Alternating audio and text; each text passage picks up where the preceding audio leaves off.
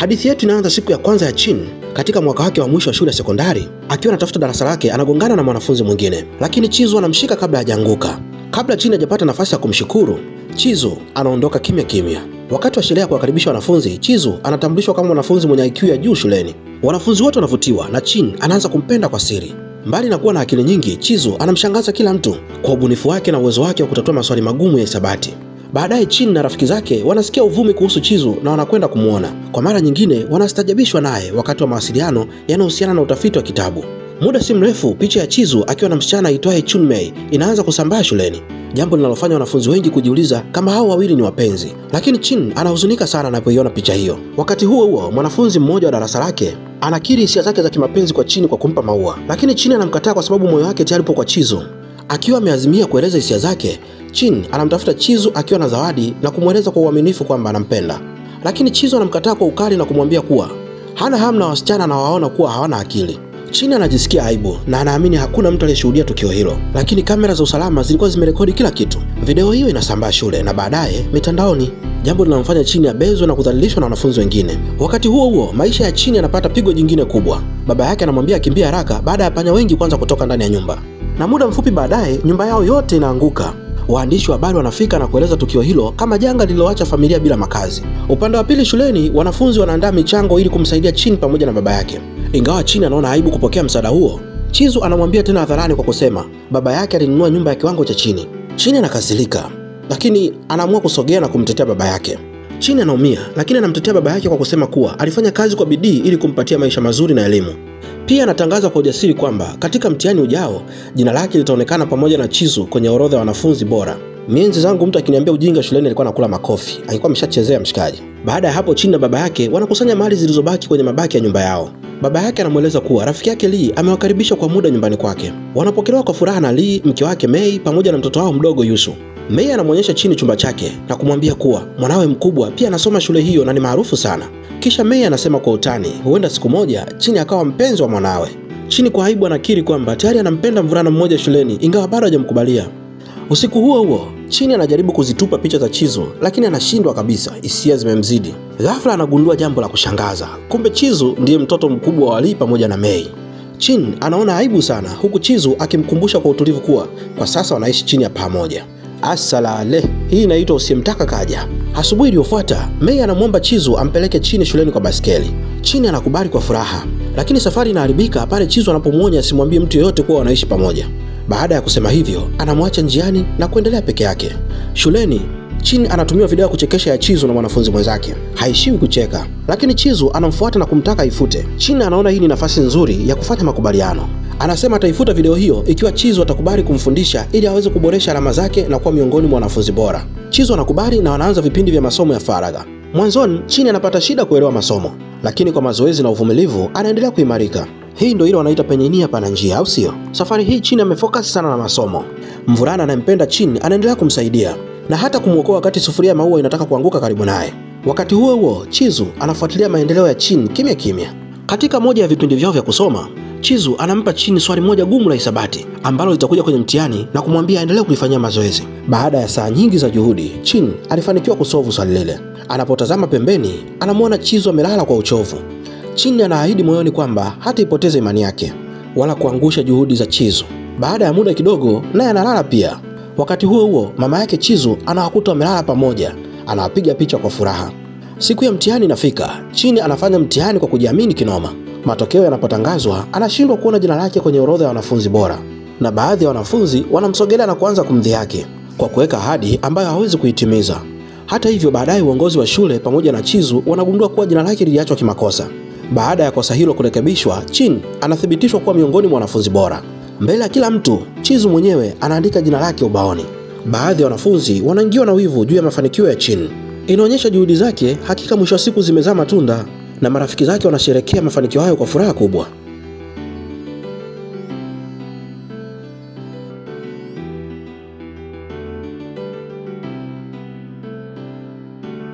Baadaye, shule inaandaa mashindano ya michezo ya mwaka wa 87. Katika mbio kubwa, mwanafunzi mmoja anajaribu kumshinda Chizu ili amvutie Chin, lakini anashindwa vibaya na Chizu anaibuka mshindi tena. Mama yake na Chizu anamwangalia kijana wake kwa furaha, wakati wanafunzi wengine wakimshangilia pia. Hata hivyo, hali inabadilika ghafla baada ya picha inaonyesha Chin na Chizu wanaishi nyumba moja inaanza kusambaa shuleni. Wanafunzi wote wanashangaa na hali inazidi kuwa mbaya zaidi pale wanafunzi wanapoanza kuwatania. Baadaye mabishano yanatokea miongoni mwao na ugomvi unaibuka. Chin anamtetea rafiki yake na kusema kuwa tofauti na Chizu, yeye amekuwa akimtetea na kumtendea kwa wema, na akasema havutiwi na tabia ya Chizu ya majigambo. Ghafla, mwanafunzi mmoja anaonyesha tena video ya zamani ya Chin akimkiri Chizu mapenzi na kukataliwa. Wanafunzi wote wanamcheka na Chin anaumia sana. Kwa hasira, Chin naye anasambaza video inayomdhalilisha Chizu, jambo linalozidisha vurugu kati ya wanafunzi. Baadaye Chizu anamvuta Chin pembeni ili wazungumze. Chin anamweleza kuwa alifanya hivyo kwa sababu yeye amekuwa akimwaibisha kila mara mbele za watu. Mkuki kwa nguruwe, kwa binadamu mchiungwa ise. Anasema kuwa anatamani siku moja msahau na mpende mtu mwingine ambaye angemfurahisha kweli kweli, ingawa moyoni bado hawezi kuacha kumfikiria. Lakini kama kawaida ya Chizu, anamjibu ovyo ovyo na kisha anaondoka na sepa zake. Jamani, kiburi kinoma. Usiku huo, Mei anazungumza kwa upole na Chin. Anamwambia kuwa tangu Chin afike nyumbani kwao, ameona mabadiliko makubwa kwa Chizu. Ingawa familia inataka Chizu arithi kampuni yao, yeye anataka mtoto wake awe na furaha. Anaamini Chin anaweza kuwa sehemu ya furaha hiyo. Chin anaahidi kuwa atabaki upande wa Chizu siku zote. Siku inayofuata, Chizu anatakiwa kufanya mtihani muhimu utakaompa nafasi ya kwenda kusoma nje ya nchi. Chin anaweka kidude cha bahati ndani ya begi lake, lakini mambo yanaanza kwenda vibaya. Chizu anajikwaa kwenye ngazi na anachelewa kufika. Hivyo anafika kwa kuchelewa na hata karamu yake inavunjika wakati wa mtihani. Akaamini kile kidude cha bahati alichopewa na Chin kinaleta mikosi, akakitoa na kukitupa. Wakati huo huo, Chin alikuwa anamfuatilia kwa siri ili kuhakikisha kila kitu kinaenda vizuri, lakini anapata ajali na kupoteza fahamu. Chizu anapoona kilichotokea, anakimbia kwa hofu na kumpeleka hospitalini. Chin anapoamka baadaye nyumbani, jambo lake la kwanza ni kuuliza kama Chizu alikosa mtihani kwa sababu yake. Wakati huo huo, Chizu anamwambia baba yake kwa uaminifu kwamba hataki tena kuendelea na mtihani huo. Anaeleza kuwa si kwa sababu ya Chin, bali kwa sababu hataki kurithi biashara ya familia. Baba yake anakasirika kinoma na hata mama yake anaumia pia. Chizu anasema kuwa kila mtu anataka amue maisha yake badala yake, ili hali hakuna anayemuuliza anachokitaka kwenye maisha yake. Anawaomba wasimlazimishe kufanya jambo asilolipenda. Chin anasikia sehemu ya mazungumzo hayo na anahisi hatia. Baada ya kuomba msamaha kwa baba yake, Chizu anamfuata Chizu na kumtia moyo kwa kumwambia kuwa ana haki ya kufuata ndoto zake mwenyewe. Chin anaahidi kumuunga mkono Chizu bila kujali atachagua nini. Maneno ya mrembo yanampa moyo sana Chizu. Anaamua kuondoka nyumbani na kuanza maisha ya kujitegemea. Ingawa Dingi amemaindi na hataki kumwaga, Chizu anaondoka akiwa na azma ya kuanza maisha mapya.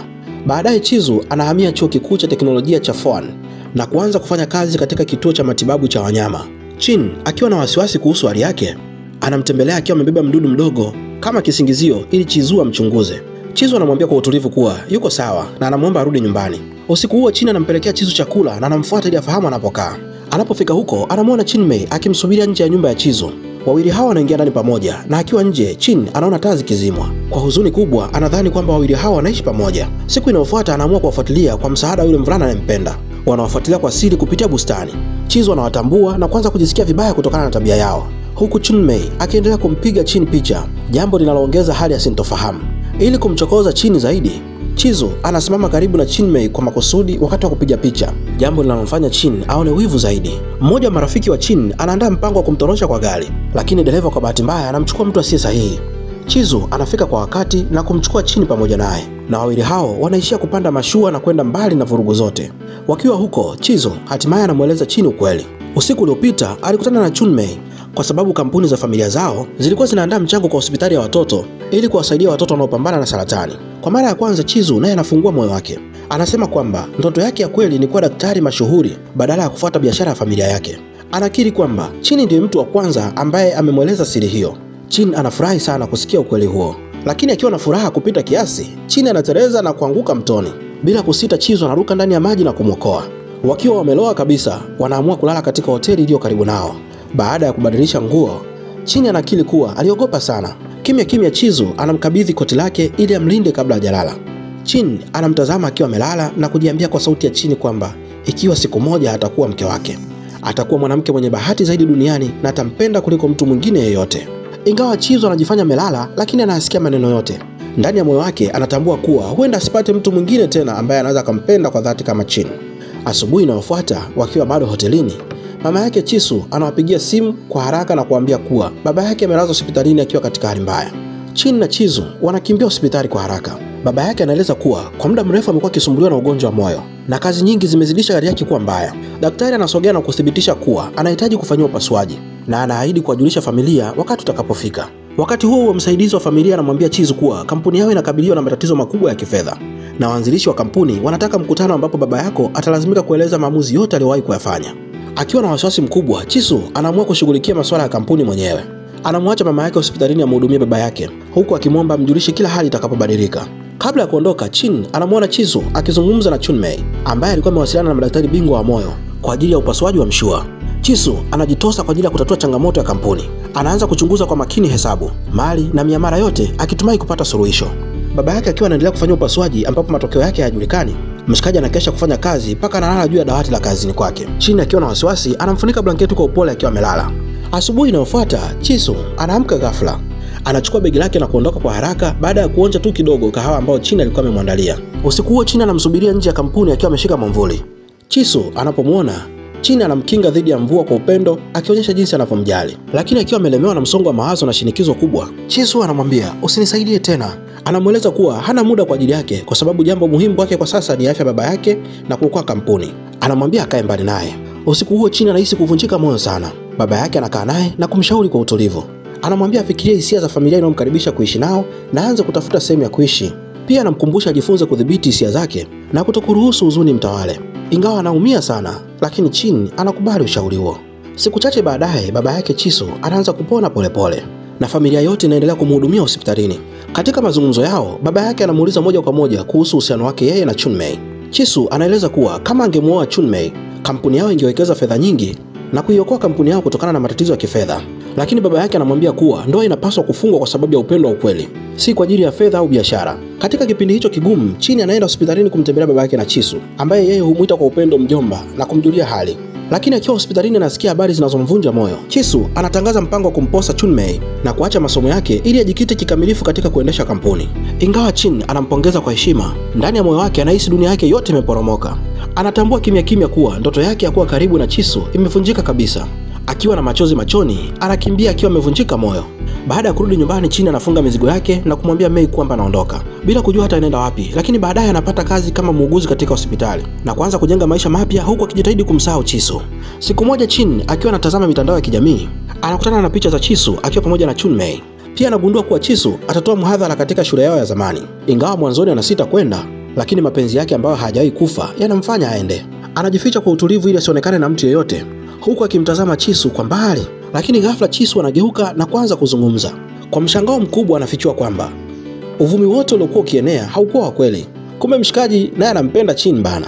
Anakiri kuwa katika kipindi chote alichokuwa mbali, ameishi akizungukwa na kumbukumbu zake kwa sababu Chin ndiye mtu aliyewahi kugusa moyo wake kwa dhati. Hatimaye Chizu anaeleza yote ya moyoni mwake na anapiga goti akimwomba amuoe. Chin haamini macho yake. Ndoto yake aliyedhani imepotea milele sasa imekuwa kweli. Akiwa na machozi ya furaha, anakubali ombi la ndoa. Na hapa ndipo hadithi yetu hii nzuri inapofikia mwisho. Lakini funzo tunalojifunza katika hadithi hii ni kwamba upendo wa kweli unahitaji uvumilivu. Usihukumu watu kwa alama au uwezo wao. Bidii huleta mafanikio. Fuata ndoto zako, si matarajio ya wengine. Ndoa inapaswa kujengwa juu ya upendo na wala si maslahi. Pia hatupaswi kukata tamaa wakati wa majaribu. Upendo wa kweli, uvumilivu, bidii na uaminifu vinaweza kushinda dharau, vikwazo na changamoto za maisha. Wakati mwingine safari ya kuelekea furaha huwa ni ndefu na ngumu, lakini kwa moyo wa dhati na kutokata tamaa, mwisho mzuri unawezekana. Ndugu mtazamaji, niambie nawe kwenye comment umejifunza kitu gani kwenye hadithi hii. Ulikuwa nami mwanzo mpaka mwisho, Kaka Chotara, na kwa leo sina la ziada. Hadi wakati mwingine, bye.